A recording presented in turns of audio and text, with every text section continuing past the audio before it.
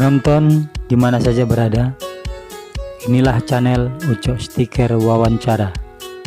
Jangan lupa like, komen, subscribe, dan bagikan. Inilah berita kami. Bismillahirrahmanirrahim. Assalamualaikum warahmatullahi wabarakatuh.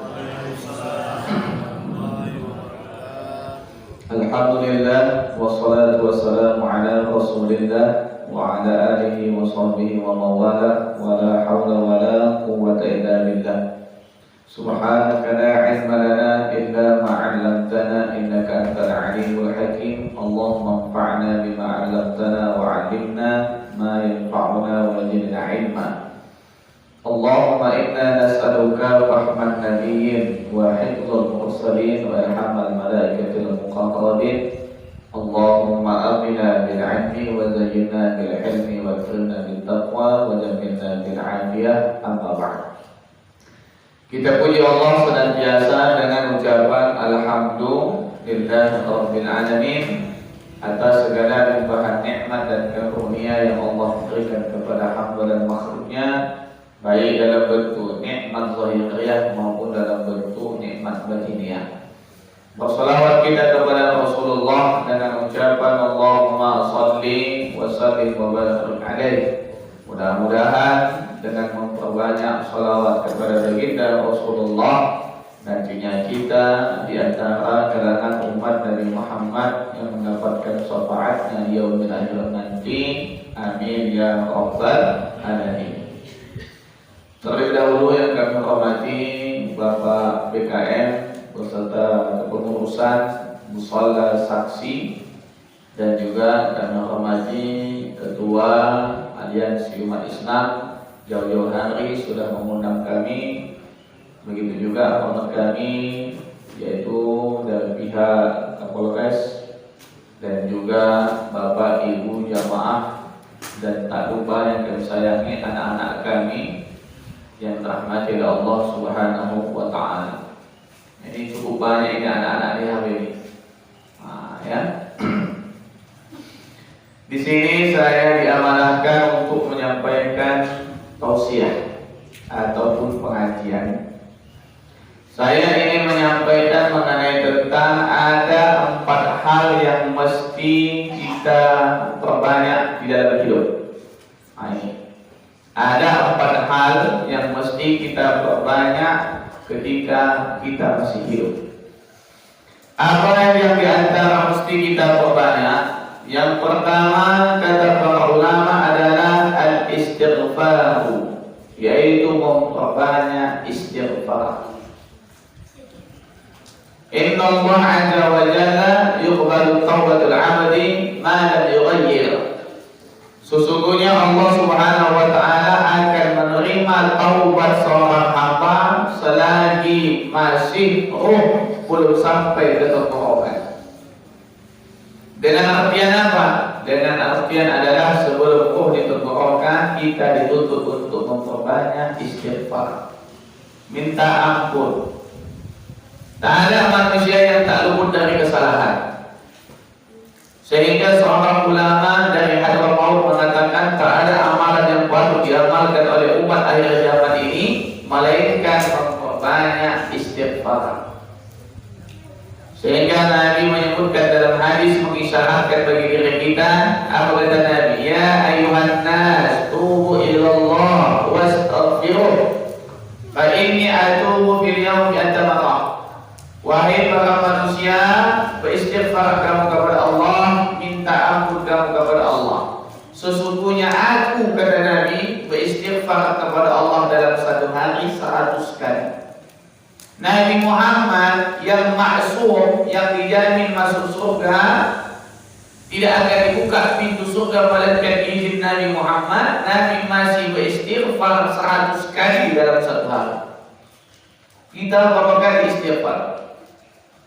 Paling ada kita ini 3 kali setiap habis salat. Astaghfirullahaladzim, astaghfirullahaladzim, astaghfirullahaladzim, alladzi 3 kali. 3 kali 15. Itu nak mencium bau surga.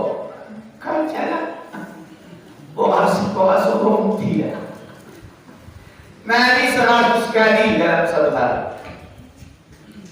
Maka dalam satu riwayat Nabi mengajarkan bacaan Sayyidul Istighfar untuk diri kita, yang diriwayatkan dalam hadis Imam Muslim. Mungkin kita semuanya hafal, tapi mengamalkan mungkin satu dua. Apa itu? Allahumma anta rabbi la ilaha illa anta khalaqtani wa ana abduka wa ana ala ahdika wa wa'dika mastata'tu a'udzu bika min syarri ma sana'tu abu'u laka bi ni'matika alayya wa abu'u bi dhanbi faghfir li fa innahu la yaghfiru dhunuba illa anta.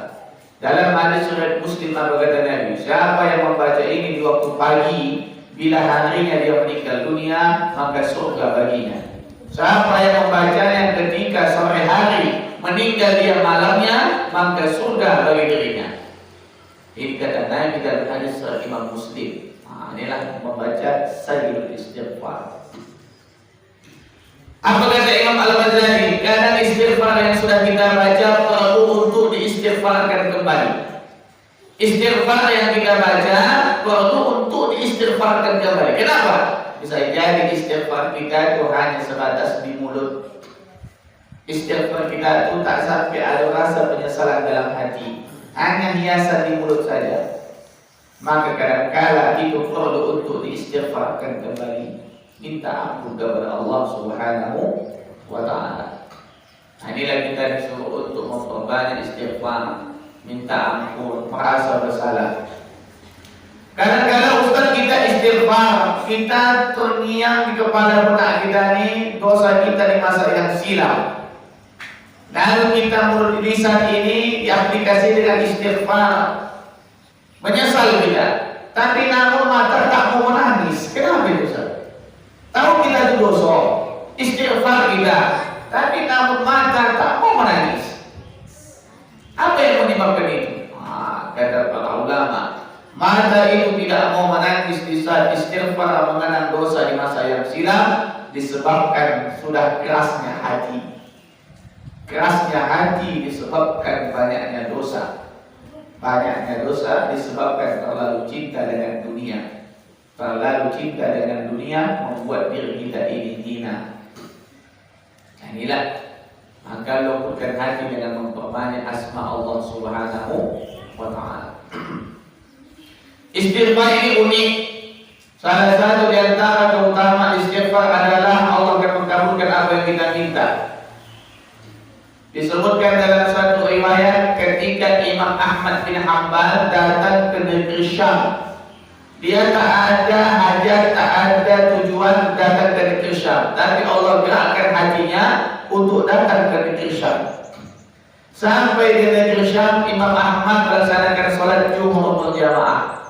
Selesai sholat Juhur, lalu beliau karena musafir dalam perjalanan, beliau ingin tidur di dalam masjid. Tapi oleh penjaga masjid mengusir beliau. Tak boleh, tidak boleh, haram. Tak boleh tidur di masjid. Akhirnya Imam Ahmad pun keluar ke teras masjid, mengambil tempat tidur di teras masjid. Sampai di teras masjid, datang penjaga masjid begitu juga. Tidak boleh sini, tidak boleh. Tidak boleh tidur di masjid. Keluar. Akhirnya Imam Ahmad pun keluar dari teras masjid. Dari kejauhan dilihat oleh si tukang roti.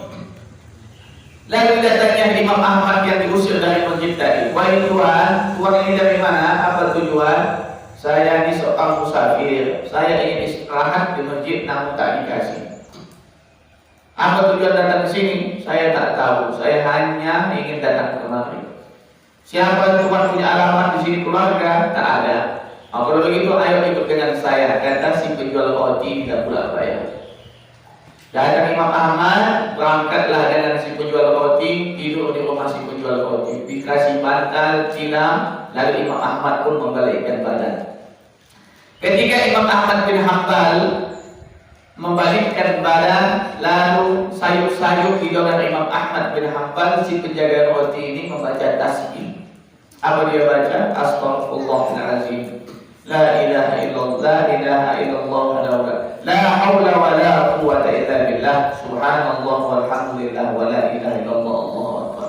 Astaghfirullahaladzim, la hawla wa la quwwata illa billah, subhanallah walhamdulillah wa la ilaha illallah, Allahu akbar. Astaghfirullahaladzim. La haula wa la quwwata illa billah. Subhanallah walhamdulillah wa la ilaha illallah, Allahu akbar. Sepanjang malam sambil mengadul roti itu dibacanya.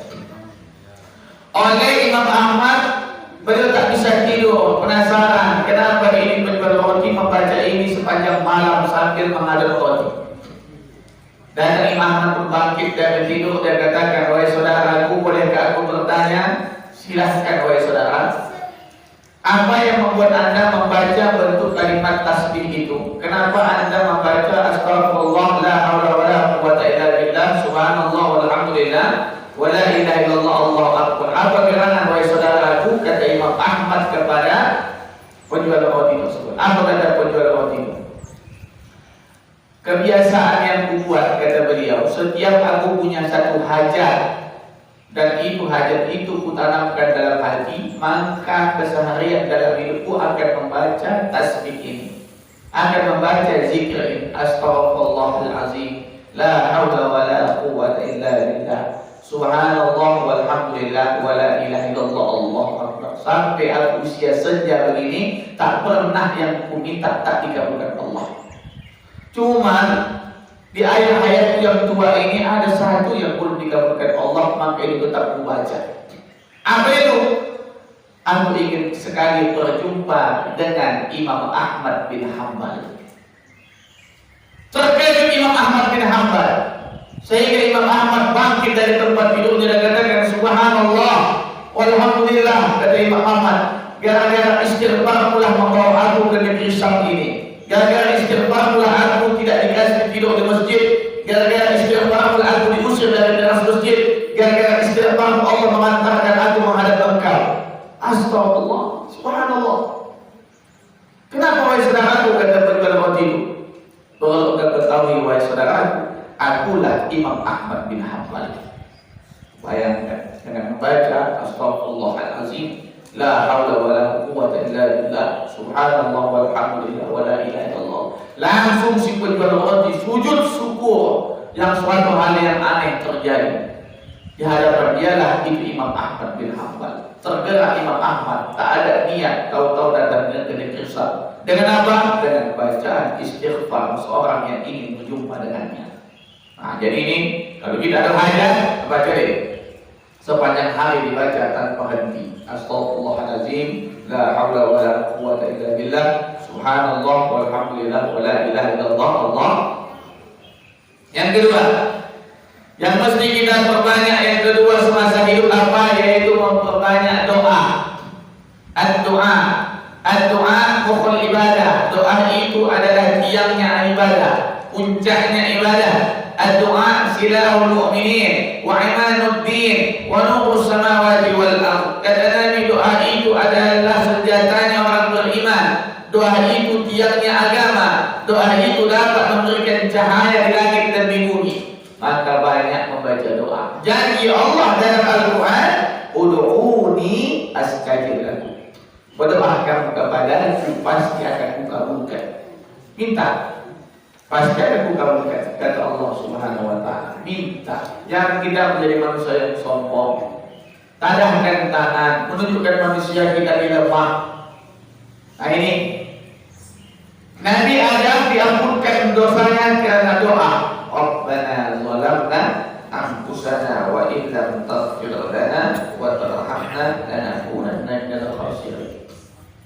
Nabi Ibrahim dikaruniai anak qurrata a'yun, anak salih, sebab doa Rabbana hab lana min azwajina wa dzurriyyatina qurrata a'yun waj'alna lil muttaqina imama. Maka lahirlah Ismail cikal bakal anak yang qurrata a'yun. Siapa lagi? Nabi Ayub disembuhkan penyakitnya sebab doa. Anni massaniyad dur wa anta arhamur rahimin. Sekian lama Nabi Ayub menderita sakit, 20 tahun beliau menderita sakit penyakit kulit.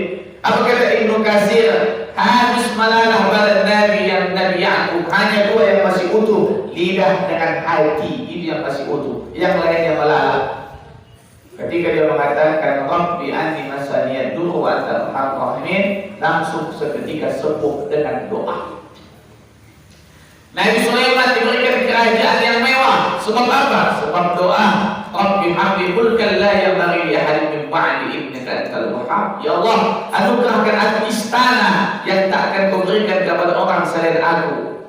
Sesungguhnya engkau lah Maha Pemberi. Allah kasih kerajaan sebab doa. Sebab doa. Nabi Yunus keluar dari perut ikan hud, ikan paus. Sebab apa? Sebab doa. La ilaha illa anta subhanaka inni kuntu minadz zalimin. Salah satu suluman, 3 kegelapan yang dihadapi oleh Nabi Yunus dalam perut ikan hud, ikan paus. Pertama, gelapnya dalam perut ikan. 2, gelapnya malam.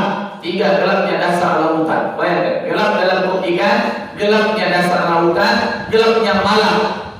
Tapi dia terangi hatinya dengan la ilaha illa anta subhanaka inni kuntu minadz zalimin. Maka zikir itu sebagai doa penerang hati. Jadi saat besok sasam, nah inilah sedang galau banyak masalah, apa tidak? La ilaha illa anta subhanaka inni kuntu minadz zalimin.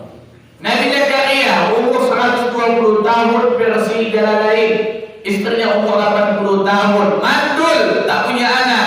Sebab doa Allah kasih anak. Rabbi habli. Bacaan doa Nabi Zakaria, akhirnya Allah berikan anak. Padahal sudah dicap mandul istrinya oleh Allah, tapi sebab doa bisa Allah beri. Maka dari situ jangan hidup kita ini putus dari doa. Tapi juga kalau kita tengok doa di kanan, ada yang mustajab, ada yang tak mustajab. Apa salah satunya? Memakan yang haram.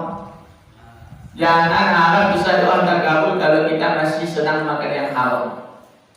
Maka disebutkan oleh para ulama setidaknya ada beberapa dampak dari memakan yang haram. Pertama adalah besok dibangkitkan Allah dari hari kubur seperti orang yang kesurupan setan. Nah ini alladzina yaquluna riba la yaqumuna illa kama yaqumul ladzi yatakhabbathu syaitanu minal mas. Ada orang yang senang dengan riba, besok dibangkitkan Allah seperti orang yang kesurupan setan. Nah, ini bangkit besok macam kesurupan setan. Ini dampak makan haram. 2, apalagi doa tidak terkabul, capek dia minta kepada Allah. Apa kata mereka? Tak akan dikabulkan doamu karena menurut kau bohong haram. Ada seorang laki-laki pakaian lusuh, lalu dia berdoa, ya Rabb, ya Rabb. Lalu Nabi Muhammad SAW mengatakan, ini orang aneh. Dia makan haram, minumannya haram, pakaiannya dari hasil yang haram. Bagaimana mungkin bisa dikabulkan Allah? Kata Nabi. Maka dampak yang kedua dari makanan haram itu akan terkabul. Dan ketiga, apa dampaknya? Yaitu bila dia bersedekah tidak berterima.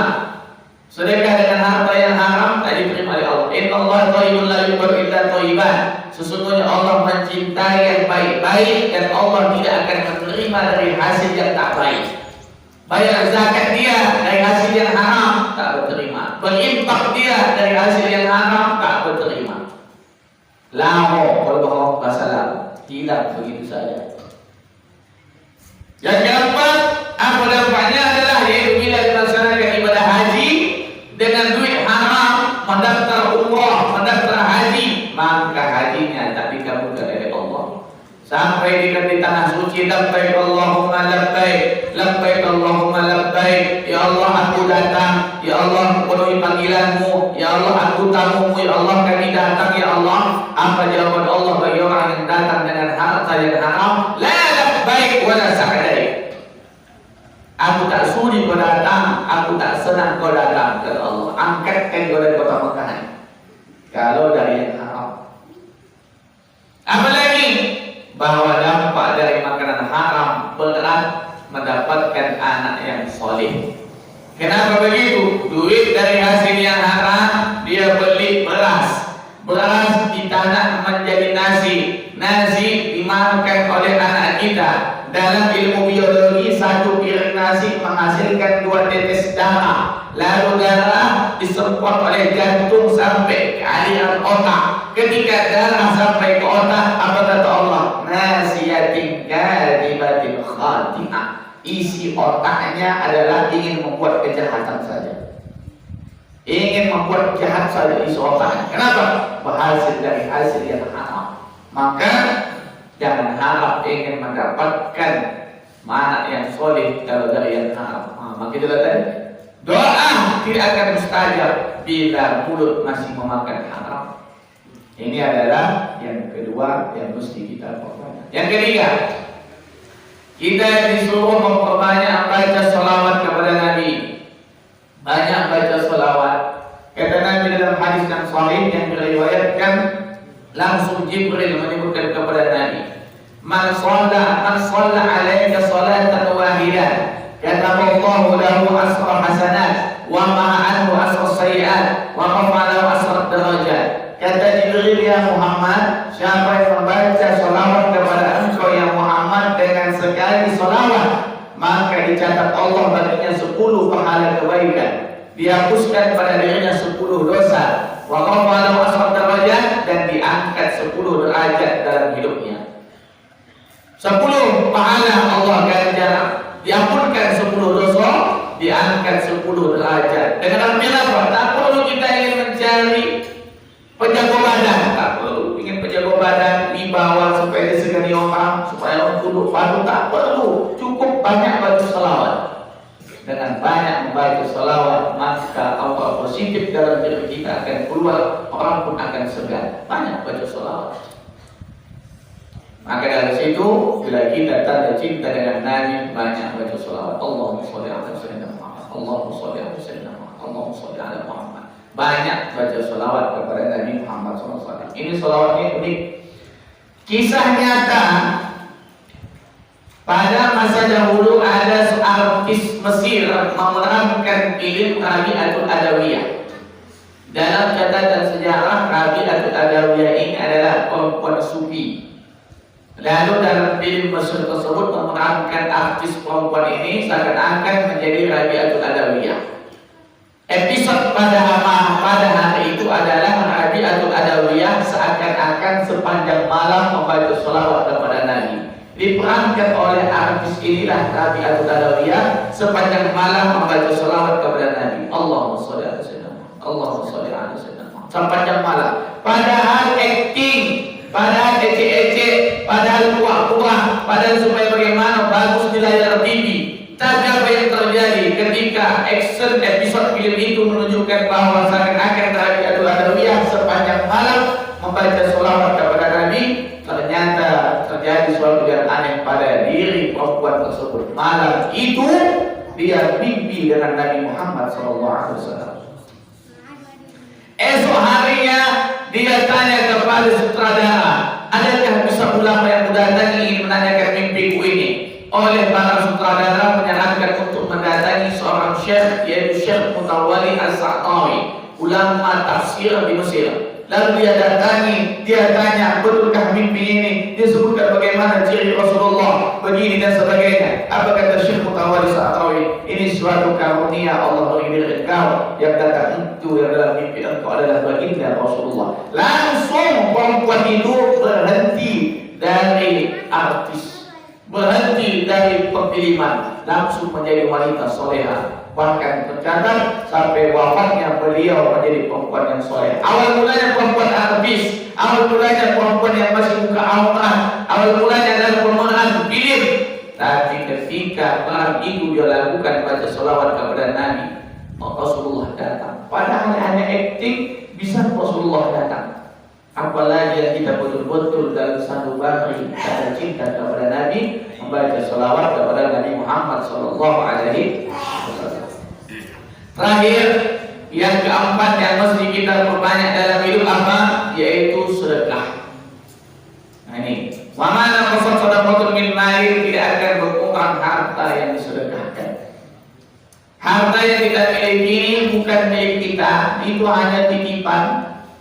Rizki yang mutlak bagi diri kita hanya dua. Rizki yang mutlak bagi diri kita hanya dua. Apa itu? Pertama, apa yang lewat dari batang leher. Yang kedua, apa yang kita pakai. Yang bersifat belum tentu berjawab. Mati kita besok bakal dihajoki kepada ahli waris. Sehingga apa kata para ulama? Celakanya harta ini udah mati-matian mencari, mati awak pula disuruh mempertanggungjawabi, tapi sampai mati awak bukan pula awak menikmati, ahli waris pula menikmati, awak bertanggung jawab. Ini celakanya harta. Awak bertanggung jawab. Ada orang yang berhasil dari hartawan. Kenapa kalau Ustaz katakan rezeki harus mesti lewat dari batang leher? Karena di mulut pun bisa tercampak. Bom di mulut bisa tercampak, tak ada rezeki. Maka saya bilang mesti lewat dari batang leher. Apa yang kita pakai, inilah rezeki kita. Yang bersimpan belum tentu. Ketika kita wafat, secara otomatis tanpa sertifikat, tanpa SK, beralih rezeki menjadi rezeki ahli waris. Menjadi waktu menguasai. Ada kita. Nah, maka di sini mesti kita pahami. Karena kita ini terlalu cinta dengan harta yang membuat kita hina. Hidup kita servis mobil banyak, kita cuci bersih, tiap bulan ganti oli, seminggu sekali di semer dan sebagainya. Sayang apa sama dia? Bayangkan sayangnya sama dia keluar hidup. Tapi kalau mati, ibutkah dia mengantarkan awak? Mati awak elok untuk di bagasi, sonyong di bagasi. Saya mengatakan awak bukan mobil yang kita sayang, untuk mengatakan awak mobil ambulan. Itu pun mobil partai. Coblos nomor sekian, nampak nomor yang dipilih. Bayangkan apa dengan mobil kita? Nah itu dia mengantarkan awak untuk dia. Nah inilah menunjukkan bahwa jangan terlalu kita terlena dengan dunia. Hidup ini sementara. Dulu kampung ini milik suku sangka nenek moyang kita. Habis masa mereka, tinggal masa kita. Masa kita bakal habis, tinggal masa anak kita. Anak kita akan habis, tinggal masa cucu cicit kita. Dengan artian ada yang lahir, ada yang pulang, ada yang kembali, ada yang baru datang. Itulah silih berganti, menunjukkan manusia itu bahagia. Maka perbanyak sedekah dalam hidup. Wal akhiratu khairun laka minal ula. Kehidupan akhirat itu yang lebih utama. Memberi sedikit itu lebih baik daripada tidak sama sekali. Memberi sedikit tapi senantiasa itu lebih baik daripada memberi banyak tapi hanya setahun sekali. Maka dari situ 4 hal ini jangan putus dalam hidup kita. Pertama, banyak istighfar. Yang kedua, banyak doa minta kepada Allah. Yang ketiga, banyak baca salawat kepada Rasulullah. Yang keempat, banyak sedekah sebagai bentuk menyelamatkan kita. Apa yang kita makan pasti busuk, apa yang kita pakai pasti laku, tapi apa yang kita infakkan, apa yang kita wakafkan tak pernah membusuk, takkan pernah laku. Sampai kita harus di kubangan tanah tetap mengalir pahalanya bila masih dimanfaatkan orang sampai hari kiamat. Bertransfer pahala secara otomatis bagi diri kita. Mungkin saya rasa inilah ceramah pada pagi hari ini. Aku sudah mulai pagi tengok, sudah mulai siang, sudah mulai gelisah 1-2.